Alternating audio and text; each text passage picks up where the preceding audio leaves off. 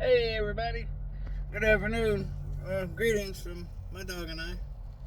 Just sitting here chilling in the van. I'll flip the camera around a little bit. We're just in some empty parking lot up here near a gas station, near a highway in Mount Airy, North Carolina. And I finally got the place somewhat organized. I mean, this counter was just full of a bunch of stuff. It still is, but now it's usable stuff. And I've got the hot plate going. I'm browning up some hot dogs.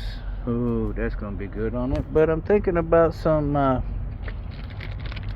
burritos. This stuff is amazing.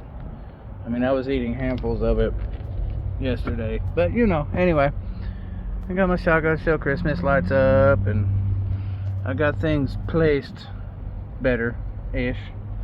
I still have a crate full of tools, a bucket full of wires, and other stuff like that in the floor, but I do have it somewhat organized a little bit better. It's a beautiful sunshiny day. The breeze is blowing. It feels amazing.